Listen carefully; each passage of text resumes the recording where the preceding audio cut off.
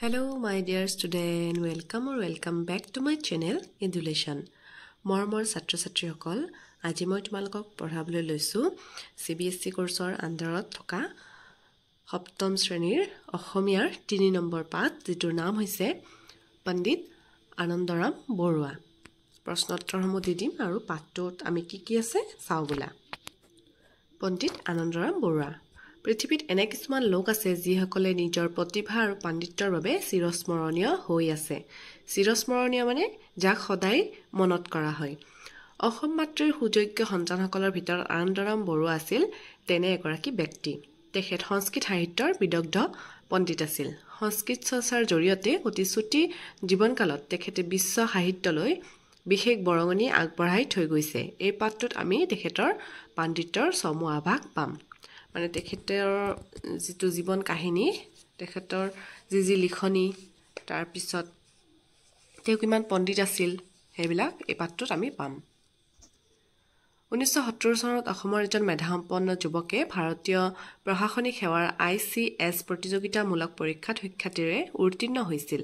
কিন্তু উত্তীৰ্ণ হৈও তেখেতে স্বীকৃতিৰ বাবে থমকি ৰব লগা হৈছিল, কাৰণ এই পৰীক্ষাত উত্তীৰ্ণ বুলি ঘোষিত হ'বলৈ যি ন্যূনতম বয়সৰ প্ৰয়োজন যুৱকজনৰ সেই বয়স হোৱা নাছিল। এইলৈ বিলাতৰ পাৰ্লামেণ্টত তুমুল বিতৰ্কৰ সৃষ্টি হৈছিল। তেতিয়া ব্ৰিটিছ পাৰ্লামেণ্টৰ সন্মানীয় এগৰাকী সদস্য গ্ৰেণ্ট ডাফে পাৰ্লামেণ্টক পতিয়ন নিয়াবলৈ চেষ্টা কৰি যুক্তি দৰ্শাইছিল। আমি এই সিদ্ধান্তত উপনীত হওঁতে ICS পৰীক্ষাৰ নিয়মাৱলীৰ ভিতৰুৱা উদ্দেশ্য লৈহে কাণ দিছো।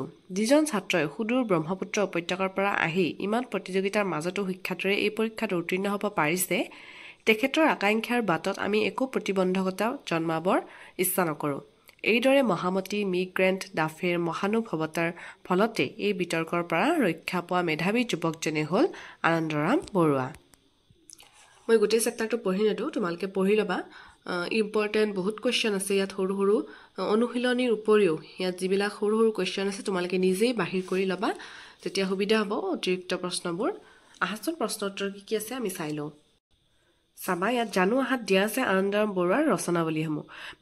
ব্যৱহাৰ উপযোগী ইংৰাজী সংস্কৃত অভিধান, উচ্চ সংস্কৃত ব্যাকৰণ, প্ৰাচীন ভাৰতৰ ভূগোল, সৰস্বতীৰ কণ্ঠা ভৰণ, ভৱভূতিৰ মহাবীৰ চৰিত, জানকীৰ ৰাম, ভাষা টিকা সম্বলিত, সংস্কৃত শিক্ষাৰ্থীৰ সহচৰ, সংস্কৃত ভাষাৰ বৃহৎ ব্যাকৰণ, বৈশ্লেষণিক, ঐতিহাসিক আৰু অভিধানিক সংস্কৃত ভাষাৰ বৃহৎ ব্যাকৰণ আদি।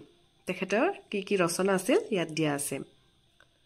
চাবা, প্ৰথম প্ৰশ্নত দিয়া আছে আনন্দৰাম বৰুৱাৰ জন্ম ক'ত হৈছিল। এনসাৰ হ'ব এইখিনি। আনন্দৰাম বৰুৱাৰ ইংৰাজী 1850 চনৰ মে মাহৰ 21 তাৰিখে উত্তৰ গুৱাহাটীৰ ৰজাদুৱাৰত জন্ম হৈছিল। এইখিনি হ'ব এনসাৰ। তাৰপিছত খ নম্বৰত দিয়া আছে তেওঁৰ পিতৃ মাতৃৰ নাম কি।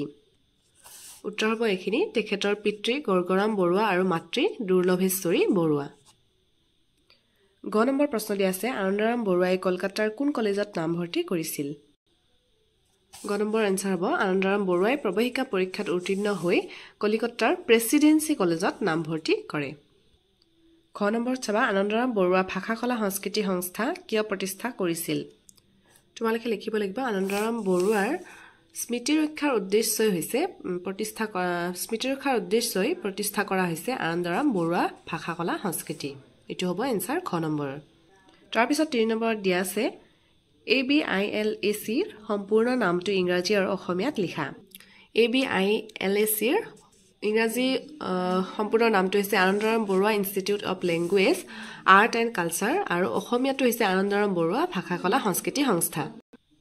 তাৰপিছত 4 নম্বৰত চাবা, তলত দিয়া পুথিসমূহৰ পৰা আনন্দৰাম বৰুৱাই ৰচনা কৰা পুথিসমূহ বাছি উলিয়াই লিখা। কোনকেইখন আনন্দৰাম বৰুৱাই ৰচনা কৰিছিল ইয়াৰ ভিতৰত বাছি লিখিব দিছে। ইয়াত মই টিক মাৰ্ক দি লৈছো, তোমালোকে চাই ল'বা। তাৰপিছত 7 নম্বৰত আছে ক অংশৰ লগত খ অংশ মিলোৱা। অধ্যাৱসায় দিয়া আছে নেৰা নেপেৰাকৈ লাগি থকা কাৰ্য।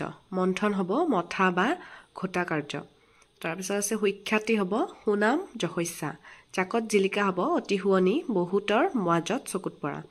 অৱদান হ'ব বৰঙণি বা অৰিহণা। সংকল্প হ'ব কোনো কাম কৰিবলৈ দৃঢ় ইচ্ছা। অপ্ৰত্যাশিত হ'ব আশা নকৰা। প্ৰতিযোগী হ'ব প্ৰতিদ্বন্দ্বী। নিযুক্ত হ'ব কামত লগোৱা, কামত নিয়োগ কৰা। মনীষী হ'ব জ্ঞানী। তাৰপিছত 9 নম্বৰ খালী ঠেক এটা হ'ব কালি মই গুৱাহাটীলৈ